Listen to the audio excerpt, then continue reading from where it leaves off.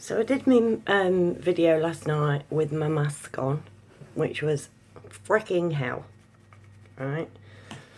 And today I came across this thing, right? So I'm just updating because obviously we've been told that from the 24th, so like 12 days from now, we're going to mandatorily have to start wearing masks after the death rates have come right down, and we've not only flattened the curve, we're on the downward slope of the curve.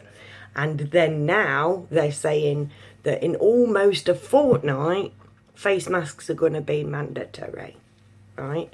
So between now and then, apparently there's no COVID. Apparently it doesn't exist. For the next 12 days, we're perfectly fine. But in the future, we're going to have to wear them. Now, I've got people on both sides on Facebook. It breaks my heart to see people who literally just say, we've got to do this because that's what the government say we've got to do. And they're like, if we don't do that, we're putting other people in danger. We're putting ourselves in danger. There's going to be danger. Right? And there are still people that believe it, and I don't get it, right? I watched a video, this is all on my Facebook, watched a video earlier on of this American, actually, let's see if I can, let's see if I can turn my thing around, can I? No, can't turn my thing around. What? Where's the thing in that? Damn you, technology. I watched this video earlier on of these two American people. Like, there's this, I'm going to say fat. He was fat, she was black. That's just the way I'm just going to describe him. He was a fat man, she was a black woman. I'm not being racist, I'm not being fattist, I'm just describing these people. This guy was stood at the podium, and one of the members of the media said to him, oh, we've heard that there's a 15-year-old boy who's died of COVID-19. Could you confirm for us that he died of COVID-19, and also did he have any other underlying health conditions? And this man did no more but just turned around and walked away and signalled for the lady to come on. Literally, he didn't say a bloody word. You could tell he was like, here you go, you do it. So this lady came on and she's like, she explained, and she said, you have to realise that having a test for COVID-19, you are going to be put down as a death if you test positive for coronavirus. Remember, there's no test for COVID-19. There isn't one, right? If you test positive for coronavirus, which is provably the common cold, oh, it causes the common cold. It's on the back of bleach bottles. You certainly used to be able to Google it. There's coronavirus, and I don't know whether it's rhinovirus or something like that. Too, like, there's a few viruses that are basically responsible for the common cold every single year. Coronavirus has been going for 60 years, right? It's been around for 60 years, I think, or 30. 160, there's a 60 number and a 30 number. Don't quote me. It's all, this is my opinion, right? But it is Googleable. So anyway, she said, so she never said that this boy died of coronavirus. She said that if you go in there for end of life treatment and you test positive for coronavirus, it will go down as a COVID death. She said this is how it works to the media, to the TV, to the world. She said if you go in for a car accident and they test you, and this has happened in Leicester, in lockdown Leicester where I live, this has happened. That a man went in with a car accident he couldn't possibly survive, and in their infinite healthcare wisdom they tested him for coronavirus while he was there. He tested positive. They put him down as a COVID-19 death. He didn't. He died from a tragic car accident. But these people actually admitted it, and like I say, that's on my Facebook wall at the minute for all of my Facebook friends. If you want to see that, it was posted it was posted 6 hours ago, and we're currently at like, what, 10:30? We're currently at 10:30, so around that time on Tuesday, the sorry, all the days are melting into one. I don't know what hours and days and weeks are anymore. 14th. The 14th of July 2020, 6 hours ago, I posted, like, so at 4:30 this afternoon, I posted a video of this lady of colour. I don't know what we're allowed to say now. And that's her on the thumbnail. With this fat white guy in the background.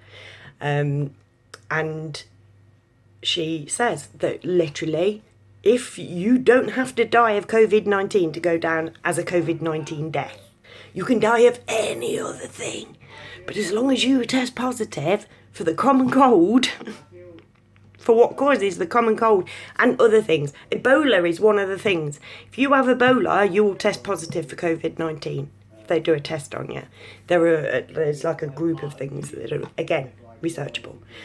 But what I did want to share with you, and I was going to I'll just read this out. Somebody posted earlier on.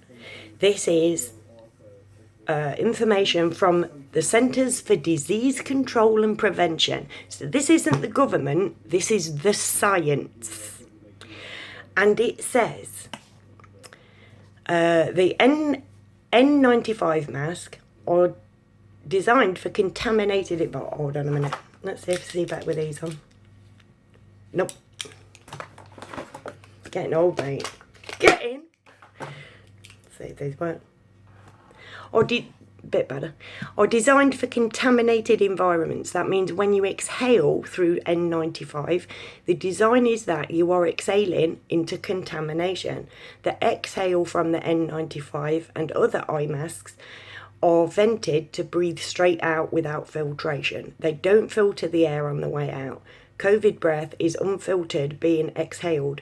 Because it was designed for contaminated environment, it's not filtering your air on the way out. The surgical masks, these babies. Oh, Bill Gates is upside down.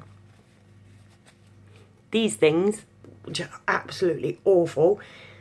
Watch last night's video. It's a claustrophobic nightmare. These masks were designed and approved for sterile environments. The amount of particles and contaminants in the outside and indoor environment where people are clogging these masks quickly. The moisture from your breath combined with the clogged mask will render it useless. If you come in contact with COVID, your mask traps it. You become a walking virus dispenser. Every time you put your mask on, you are breathing the germs from everywhere you went. They should be changed or thrown out every 20 to 30 minutes in a non-sterile environment. Right? Excuse me, cats. Right? Every 20 to 30 minutes, you're meant to change the bugger. And they sell them for £3 for 3 at the co-op. Or you can get a different sort, which is £3 for 1. Right? So you're going to change that every 20 to 30 minutes, are you? I think not. Plus, the government aren't suggesting this. Like, this is the science. Remember, this is the science. This is what the government's meant to be working from. Excuse me. Surgical masks are not designed for the outside world and will not filter the air upon inhaling through it. Its filtration works on the exhale, rendering it useless outside a sterile area. And the whole point of these things, and why doctors wear them when they're performing surgery and things like this, is so that they don't infect the patient, so that that patient remains sterile. That is their role. That's what they do. They don't protect the doctor from anything, because the doctor's performing an operation, and the geezer is performing an operation on ain't likely to sneeze. They're not. It's sterility. It's about sterility in a place where bacteria can cause a problem. Thank you, Sheldon. Right, now, cloth mask. Now, what we're being told is wear a face covering. And they're saying, like, this is how to make one. The government are like, put a thing, this is how to make one from a t-shirt and stuff like this. This is my favourite. This is what they say about cloth masks. You know, the funky ones that they've set up shops now to sell these funky fucking cloth masks. This is what they're selling. This is what they're making a business out of. Do not, in capital letters, do not filter anything. As you exhale, you are ridding your lung of contaminants and carbon dioxide. Cloth masks trap this carbon dioxide the best. It actually risks your health rather than protect it. The moisture caught in the masks will become mildew-ridden in 30 minutes. Dry coughing, enhanced allergies, sore throat are all symptoms of a micromold in your mask. Dry coughing. Now, where else have we heard of dry coughing as a symptom of something? COVID! Dry coughing. That was if you develop a new sustained dry cough, it's probably COVID. Now, what's going to happen with wear a face covering, put a t-shirt over your face, you'll get mildew in that because of the dampness. I do apologise. Here's my cat's arms. Yes, I love you too, Sheldon. You will develop a dry cough. You will develop symptoms of COVID-19. And let's not forget that they also, as well as putting down deaths, if you've tested positive, they also, if you went into hospital and you had a dry cough, they'd say you got COVID anyway, because that's one of the symptoms. Now, they've been saying this whole time, second wave. There's your second wave. Your cloth mask wearers. The mask, the whole point of the mask, it says here, the Centres for Disease Control. I suppose. Disease Control and Prevention. Why don't they call it the CDCP then? Probably it sounds a bit more like PCP. I don't know. But the Centres for Disease Control and Prevention, the science behind which is what they're meant to go from. Their government is meant to go from the science to dictate to us what we should be doing. And also on my wall, oh no, it's in the same thing as this, the CDC thing, face masks.